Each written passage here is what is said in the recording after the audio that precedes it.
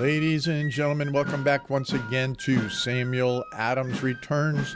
Those anti-federalists, boy, I bet you're tired of hearing me say that for the last 5 years. They got it right. And this is Tom Navolis, your host, and we're delighted that you are with us again this week as we take and we are unwrapping Stand Alarmed, O ye Americans.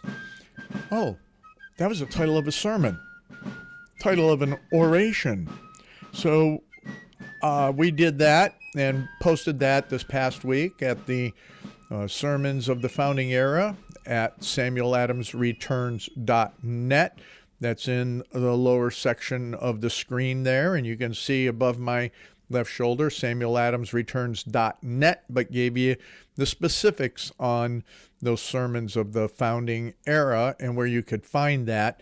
And this sermon in totality is there.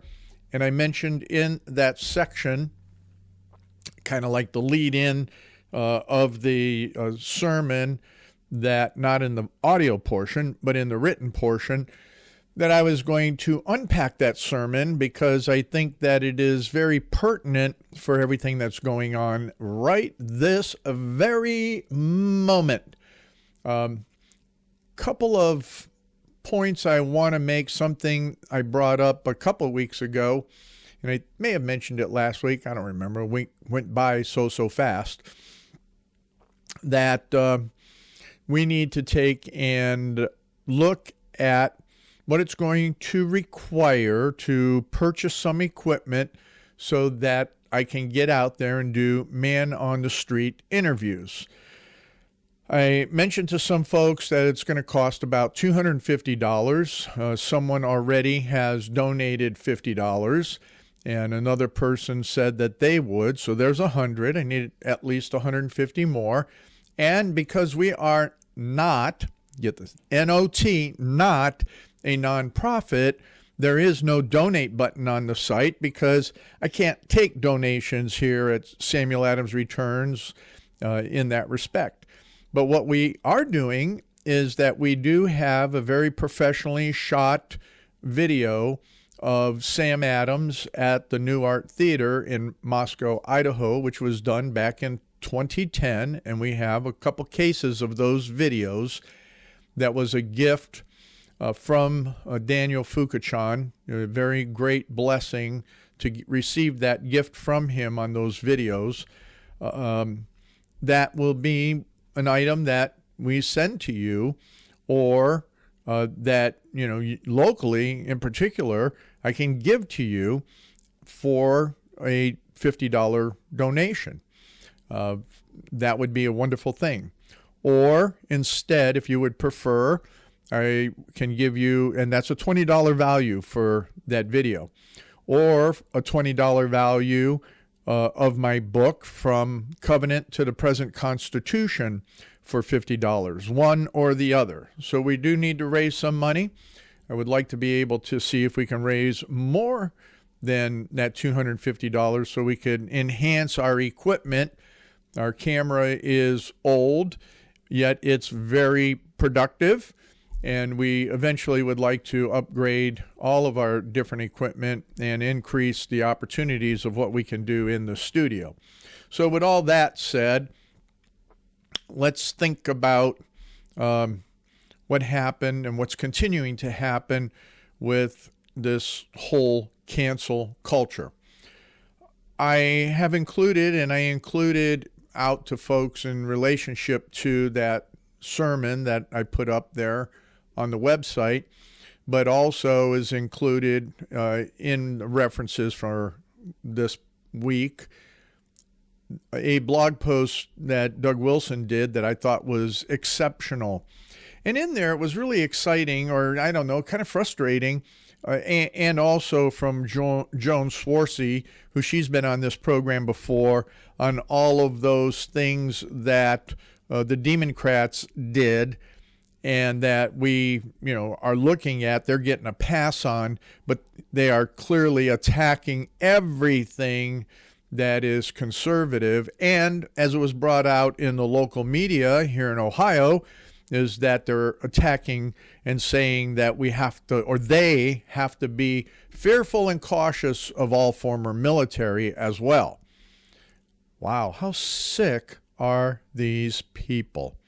They are sick because they are super, no, well, I can't say super. They're just sinful, and they've given their lives over to evil. They've given their lives over to taking and controlling everybody. And that's all they want. They want power, and they want to destroy everything that is constitutionally sound. So when we take and we look at what does it mean to unwrap that sermon, it's about how to stand against tyranny and how to take and look at the chiseling away of liberty and our rights. And I know that the promo and what will be there at SamuelAdamsReturns.net as part of the blog section, the written section of this program, is a long read. I mean, if I look at the total number of pages, it's a good 6 pages long. But, I use spacing. Come on, so, or give it up. It's probably about 4 or 5 pages. And, we're looking at a couple thousand words. So, it's a good essay. But it's important that you take the time to read that as well, because there's so much that I cannot get into. And the summation that I wrote in that essay is different than what we're doing here on the program. I just don't read the essay into the program. I'll read sermons because that's somebody else's work. But to take and read all of this, that doesn't make sense. It's just all background information. But one of the aspects that Pastor Lewis, Reverend Lewis, there clearly understood, he understands and he understood, was something from Montesquieu. And I told you last week that we were going to talk about the difference between liberty and freedom. I think first consideration would be something that Montesquieu wrote. And it goes like this. Law in general is human reason insofar as it governs all the peoples of the earth. And the political and civil laws of each nation should be only the particular causes to which human reason is applied. Laws should be so appropriate to the people for whom they are made that it is very unlikely that the laws of one nation can suit another. But what we have in Congress and coming in with the Biden administration is, in fact, globalism, communism, and the overreaching idea is that the New Green Deal applies globally. Not true. Montesquieu states that as a fundamental principle. He also takes, and as we look at this unwrapping of what we will see in the sermon, is this, again, from Montesquieu. They should be related to the physical aspects of the country, to the climate, be it freezing, torrid, or temperate, to the proprieties of the terrain, its location and extent, to the way of life of the people, be they plowmen, hunters, herdsmen. They should relate to the degree of liberty that the Constitution can sustain. Now, to the religion of the inhabitants, their inclinations, their wealth, their number, their commerce, their mores, and their manners. Finally, the laws are related to one another, to their origin, to the purpose of the legislator, and to the order of things on which they are established. They must be considered from all of these points of view. Otherwise, they're bad laws. And we have a lot of that. So when we take and we start looking at this and what Lewis wrote and we're going to dig into the next segment is the oration portion and unpack that, or as Lewis says, is to unwrap it. He makes that mention because in the sermon, he talks about all these designing people, all these people that lust after power, all these people that are putting forward the evils that we will be experiencing. They don't look at the context of what makes good law. And therefore, coming right out of Micah, it says they wrap it all up. They wrap it all up and they pull it all in for their own evil purposes. That's biblical. Now, when we look at all of that and what John Lewis wrote in that sermon relative to the specific incident in Rhode Island on the Gaspee, HMS Gaspee incident, where it was blockading, chasing after those that were trying to do free trade, and it was purposefully run aground, tricked to run aground, and then burned to the waterline till the powder magazine exploded. The response of that we're going to get into in the next segment from England and from the Parliament and the Crown. And it was to the destruction of the liberties of the people. So when we look at the parallels in history and we consider what the O'Biden, what is it? Yeah, I'm not even going to come up with the name for the female that's associated to O'Biden, and I mean the one that got elected with O'Biden, that what is going on with them is to cancel our culture, to destroy our liberties, to take away everything that our Constitution is designed to do. And based on this is that all that they're doing either by decree or with Congress, now that it is all owned by the enemy of the Constitution, is that our liberty, the degree of liberty, is not sustainable any longer because the Constitution is going to be destroyed without question. It already is. Our First Amendment rights, based on what happened here on January 6th, are being destroyed. Our right to redress, our right to freely speak our minds, and we're seeing that by true fascism, government-supported techno-oligarchs. There's a lot of that. But there's a lot, too, that Reverend Lewis talks about in this oration and, in fact, the sermon. So as we move into this next phase of things, I do want to finish this segment. We got about 2 minutes left. As last week's program, people, you're not ready for any type of physical revolution against the enemy that's coming into office here on the 20th of January. I personally, until I would see something miraculous come out of the Trump administration, you're looking at the 4 years or more of evil oppression. And that is what this sermon touches on. And if you think that you can whip up a bunch of your neighbors, friends, and whomever to take and address that in any other physical manner, I'm telling you, you're just not even close. You don't understand what that means and what that takes.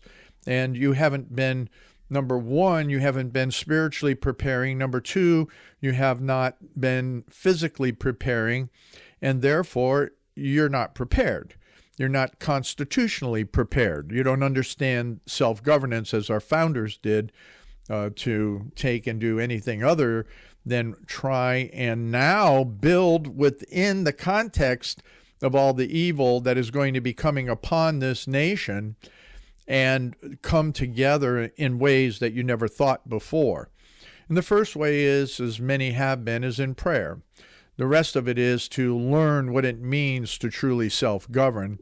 And the third is to take and listen to these sermons that I'm putting up here at Samuel Adams Returns, and that being those sermons of the founding era. So come on back for the next segment in what we have. Ladies and gentlemen, welcome back to this second segment of Samuel Adams Returns. Those anti-federalists, yes, they did. They got it right. And again, it's Tom Navolis, your host. And as I always do in this segment, I would ask that you take and go and look at all the other programming here at Liberty Works Radio Network, who is, the primary network that I'm a part of.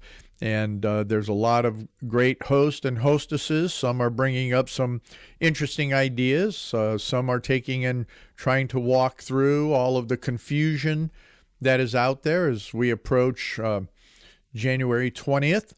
And there are some that, may have tinfoil hats. You have a choice. And what's nice is you can go through that whole listing and see who it is and where they stand on those various ideas. But trust this, that the programming at Liberty Works Radio Network has your best interest and liberty always in mind. So with that, again, find that donate button, go in there and hit it. This is a listener-funded network, and we're going to see together how we will sustain liberty for our posterity. One of the areas that I would like to point you to is to go to this program posting there at samueladamsreturns.net. And as I mentioned on the ideas of freedom versus liberty, I'm not going to discuss it here because we're unwrapping the sermon by Reverend John Lewis, is that there's some key things that Jefferson said on freedom versus liberty. And it's elementary now, or it should be. It's not taught, not even in elementary school. But the idea of freedom, liberty, rights, and their limitations, Thomas Jefferson had obviously some things to say about that. And I would highly recommend that you go and look at what I put up there in these several paragraphs from an essay that brings together all of Jefferson's quotes. Well, not all of them, but those relative to the topic of liberty and freedom and the differentiation between the two. And again, it's not exhaustive. This is just some high-level stuff, but I told you I was going to bring you something.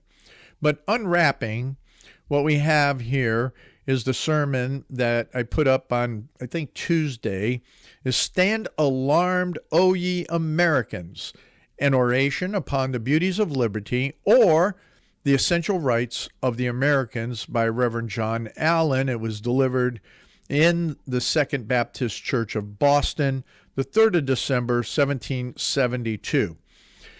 In there you can see that John Allen, you can get into it more, and I have other stuff in there, is that John Allen started out, he was a businessman, he was a teacher, he was a political satirist, and he eventually became a Baptist preacher. Very interesting. And this sermon came about because of the Gaspee incident, as I mentioned in the first segment. The whole idea that Britain was punishing America for trading with anybody other than England and its chosen business partners. And America said, no, we should be, and we could trade with whomever we want to trade with. Well, that's when they started, chasing down ships and capturing them. That would be the British. And at this time, as I inferred, and go look at the Gaspee incident in that sermon's foreword that I have written there, and you'll see that it was an interesting way that ship was brought onto a shallow, and then the Patriots came and burned it. And what that facilitated was that Great Britain then demanded that all of those people that participated in that would take and be turned in, that they would be sent to England. Get this.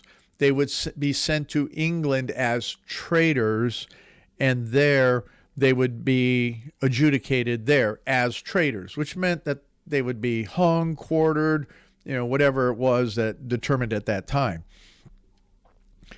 So here is what then in Rhode Island that John Lewis really looked at was several things, and I'm going to hit the key elements of this within these few minutes that we have. The whole thing was that he attacked biblically and correctly, from biblical example, what is tyranny, oppression, and destruction by despotic powers. And he just laid it out as far as the crown doing all of that. Well, it turns out that what we're already seeing in the precursor to the Biden administration are those exact things. We're going to see tyranny. They're already talking tyrannically, despotic. They're going to oppress us. They're already oppressing us, and they're not even in office. They're using the techno-oligarchs to oppress us. They're silencing, they're already identifying all of those whom are patriots, whom are former military personnel, whom are those political leaders, even as we see with Ted Cruz and Hawley and several others that are standing up against already the tyranny, and that they're being, castigated in every manner whatsoever. That is tyrannical and oppressive, and it is a destruction to our liberty.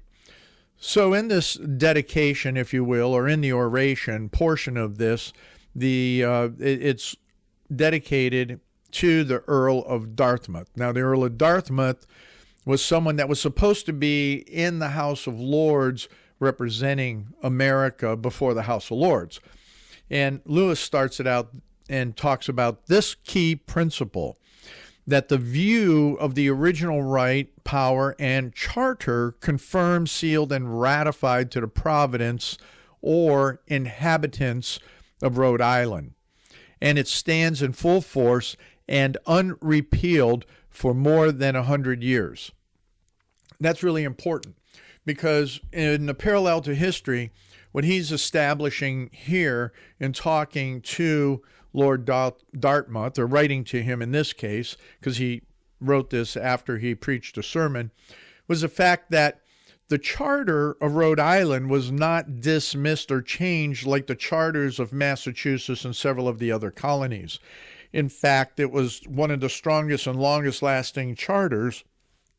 And in so many ways, that's why Rhode Island was always relatively rogue, because not only from a religious perspective, but also by a self-governing perspective, they had a deeper sense of community and righteousness within the context of their charter. Meaning also, what does that mean now for our Constitution? And the fact that it was confirmed, sealed, ratified, and it's been standing unrepealed for now well over 200 years in America as the Constitution of the United States, and then as well are the Constitution of the various states, especially beginning with the first 13 states, but many of them, like in Massachusetts and Rhode Island and others, have been so amended they are nothing like their original constitutions, which I've studied both the original and now the present Constitution of these states, amended constitutions, and it's despicable as to what they are. The whole idea of this is that because of that, there were many of the rights, many of what it meant to be a freeman, that there could not be imprisonment, there could not be deprivement of any freeholder of their liberty or free of customs. They can't be outlawed, they can't be exiled, they can't be taken out of the country for judgment. Their liberty must be secured, and they just can't be oppressed by any judicial issues because their charter doesn't allow for it. And so what we have here by then, as we look further into this, is that a authentic copy, and this is what Lewis has, an authentic copy of the letter to the governor of Rhode Island, in which there's such dictates, directions, and positive commands to oppress with tyranny a free people, which is inconsistent, and this is important, with a good man or a Christian to have any concern or agency therein.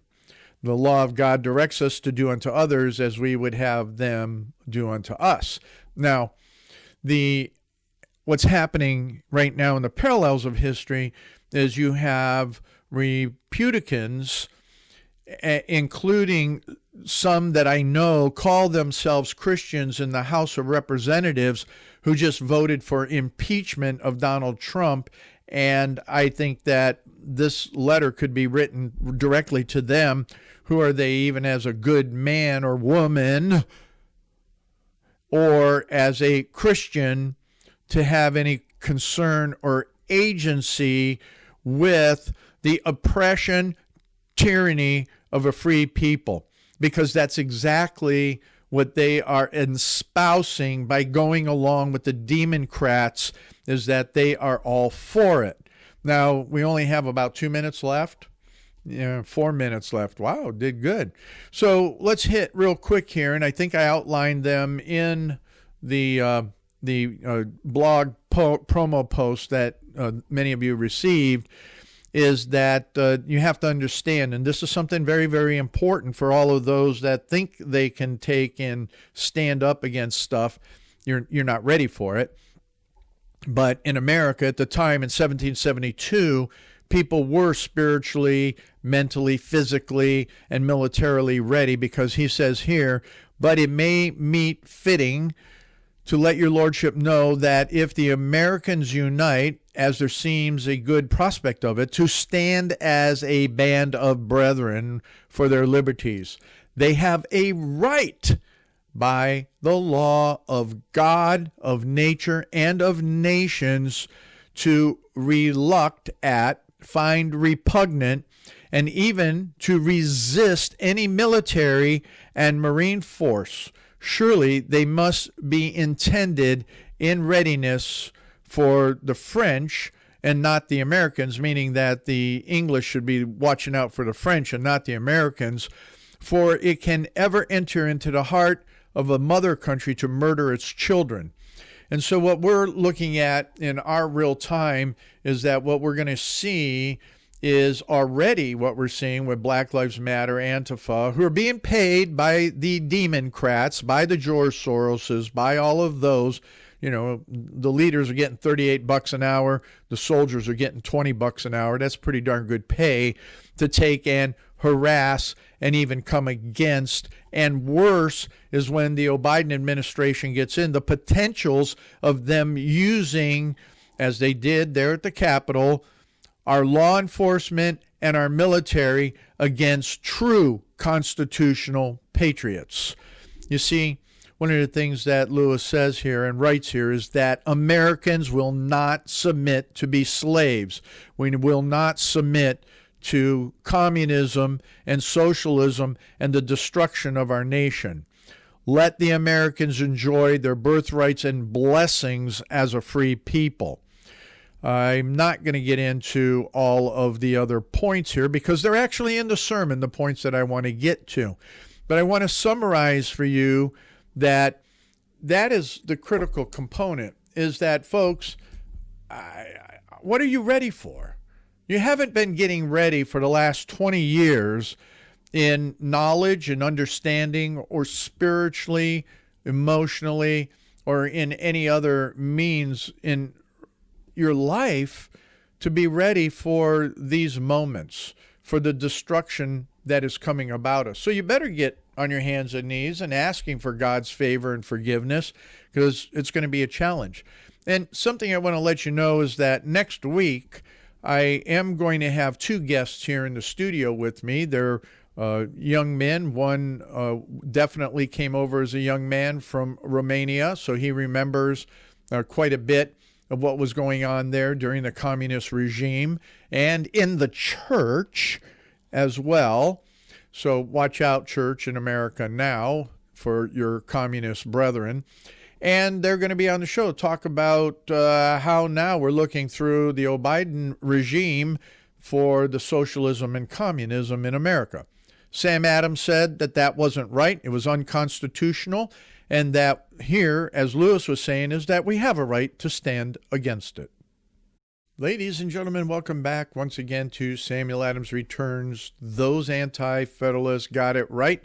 And there you are, all of my screaming eagles there at Soaring Eagle Radio. And it is a delight to let you know that I am visiting with Dr. Mike and Kathy Spaulding. My Kathy, two different, mine's a C. Dr. Mike's is a K on the Kathys, but you know what? We pronounce them the same. So with that, we are going to, or are visiting this weekend, being there, and it will be a delight if there is that opportunity to see any of you, and I hope that may be true for Sunday service. And with that, we are taking in Unwrapping the Stand. Alarmed, O ye Americans, an oration upon the beauties of liberty, or the essential rights of the American, by Dr. John Lewis. And when we get into the oration, that's the actual sermon. And he takes that text from Micah 7:3, and I'm going to read it so that you get the wrap point. He says, and in Micah it says, that they may do evil with both hands earnestly, the prince asketh, and the judge asketh for a reward. And the great man, he uttereth his mischievous desire. So they wrap it up. You get that? And he goes into a lot of other details here. He talks about what does it mean for fidelity of heart. He talks about liberties of the people. Talks about where Micah is as a son of liberty and what that all means. But I don't want to go through that. You can go listen to the sermon there behind my left shoulder at samueladamsreturns.net, and there being also where it is at the sermons of the founding era. We got 2 sermons up. We're going to produce one a week, more if we can, but it takes a lot of effort to get that done. With that, what we're looking at now, what are those principles? What are those key elements in unwrapping what the evil would wrap, how they would grasp everything, and using mischievous people? So I think in here, we could look at George Soros. We could look at Dr. Fauci. We could look at Bill Gates. We could look at the Twitter Schmitter, Google, Boogle, Doogle, and the Kissy Facebook. Oh, I'm talking about the people, the mischievous people. Did I say Bill Gates? Yeah, him too. The mischievous people who have these designing plans to take and go to the politicians and help wrap it all up. It was interesting. I don't know that I brought it up last week, but a friend was over, and as we were talking, he says, you know why all these billionaires are out doing what they're doing?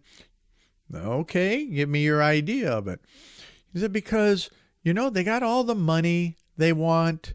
They have what seems to be all the power they want. They have all the toys they want. They have everything that they want, but they don't have you and I as their total slaves. They have the minions that work for them. I got a job at Microsoft, so I will do this, bow down, yes. I got a job at Facebook, so I will take and do this. Yeah, right. Those who are watching on video, if you do watch on video, Kathy's sitting over here just cracking up at my silly moves and singing and all of that. But that's what we have. We have all these people that have no ability to think truth. All they have is exactly what communism does, is it turns them into minions. Anyway, I'm off topic. Let's get back to it. So what we had is a faithful prophet in Micah, And he revered the liberties and happiness of the people above the authority of the king and the power of his senates, or the power of his legislatures. Wow. That's pretty important when we look at what is it, pastors? What is it that we're looking at? And I only got 10 minutes to unwrap this for you, but that's the key element. Is right there, a faithful prophet, a faithful preacher that will revere the liberties and happiness of the people above the authority of those political powers. And, then he went with the scripture here. It says, a good man is perished out of the earth, and there is none upright among men. They all lie in wait. That means they're there standing around, sitting around, thinking around, in wait for blood.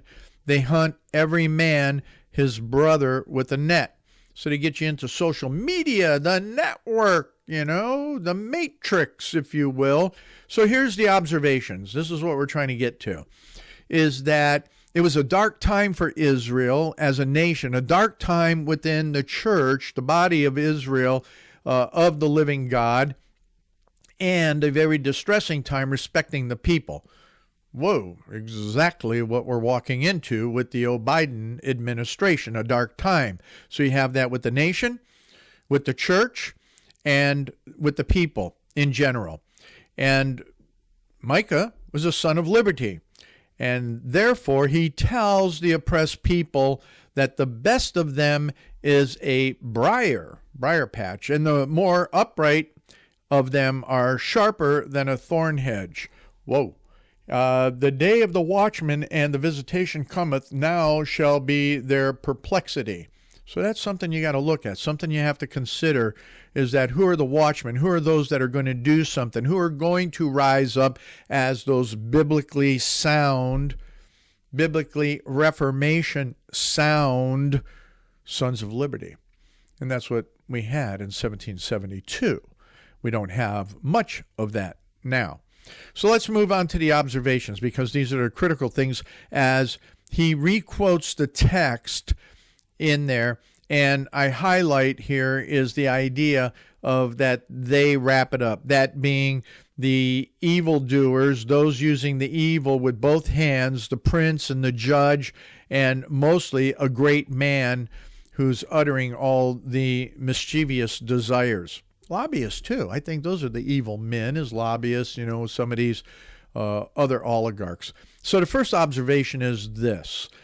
It is the plain, and this is the fact, that a craving, absolute prince is a great distress to the people. In this case, what we have in that prince would be the Democrat Party and all of those, especially the socialists/communists, that are taking and trying to corral, to wrap in, to take a hold of none other than Biden and his Jezebel next to him. That's what we'll call, instead of whatever her name is, we'll call her Jezebel. It'd be interesting to see if prophetically what happened to Jezebel actually happens within the context of the Biden administration and his Jezebel. I don't know. Can you pray like the prophets of old? Well, let's see what God wants to do. At the same time, he's spanking all of us and the church for not carrying out those things that he wanted us to accomplish here in America to keep us free. A second observation is this. When the king, judges, the Senate, the legislature, unite to destroy the rights of the people by a despotic power, or as the text expresses it, that they may do evil with both hands, then the prosperity of the nation totters. The actual governance shakes, and the destruction of the people's rights is near at hand. Whoa. I mean, holy smokes. 1772, and he's talking about the king being the Biden administration. The judges, we're seeing that all over the place. They have and continue. And the legislature are uniting to destroy our rights, and by despotic power. We're just getting the first taste of it, folks, so stand on by. We got 5 minutes left, and I got 4 more observations to cover. The third observation is that arbitrary despotic power in a prince, in a president, is the ruin of a nation, is a ruin of what the presidency is, a ruin of that whole idea of what is governance and of the subjects. Therefore, it is to be feared and abhorred, detested and destroyed, because the happiness of governance and the prosperity of the people are hereby not only in danger, but upon the brink of destruction. Now, that's a whole nother topic. That's something that is very interesting that he brings it out. And again, they were ready for it. America today isn't ready for that whole idea of destroying these enemies of the straight. But he goes on to say, a singular happiness of the Americans, according to their own laws, not to be in bondage to any power on earth. Well, we've been getting sucked into, Agenda 21 and so many other things. We're already in such bondage, it's ridiculous. That was, thankful to Donald Trump for taking and fighting for us. So what he's saying here and to the Americans is that your Constitution is declining, your liberties departing, and not content with this, all of that which we just spoke, they now attack the life, the soul, and capital of your liberties. There it is, predictive at the moment. All right, the fifth thing that is going on, because that was like number 4 on that destruction, that it is not rebellion, to oppose any king, any president, any ministry, any legislation, any governor that destroys by any violence or authority whatever the rights of the people. All right, that's a whole nother discussion. You're going to have to go read the sermon for the rest of the context. Sixthly, that when the rights and liberties of the people are destroyed, it is commonly by the mischievous design of some great men. Now, that's what we're seeing. Like I said, it's all these outside people, these career bureaucrats, I don't care, at the state level, at the county level, at the federal level, career bureaucrats, but more so techno-oligarchs, business leaders that want, I mean, business is great. I'm all for business. I'm a businessman. But the fact of the matter is, when you get some of these boards of directors and some of these mega companies, they're not for our liberties. They're only for their own profit and power, and they will institute fascism. That means a melding of government and business to keep you enslaved so that they can keep doing their thing. So when we look at all of this, I want to finish with this whole idea in America that, you're bugged about paying taxes for everything, for all your land, for every apple tree that you grow, for every barrel of cider that you make, for every candle you burn, every pound of soap you use, every pair of shoes you wear, for the light of the morning and the sun that kind heaven gives you. You're paying taxes on all of that. And the Anti-Federalists warned about that. And, do you want to do that forever? Well, you're going to under the new Green Deal, baby. And this is contained in the mischievous design of those people.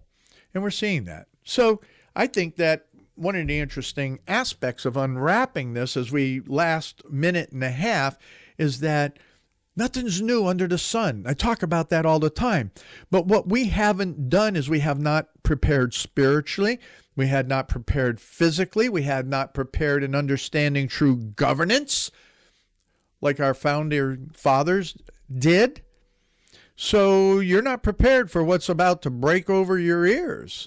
It's time that you did.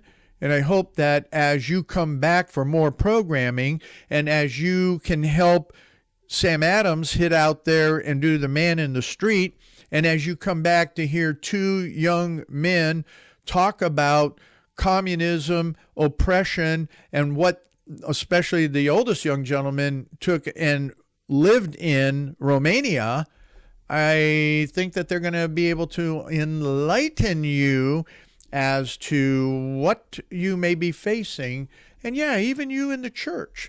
So get on your knees, thank God for the moment, do those things that still we have to live life, and come on back next week when Sam Adams returns, because those anti-federalists, they got it right. And better to know, God is great and he has designed you for his purposes, so get on with it.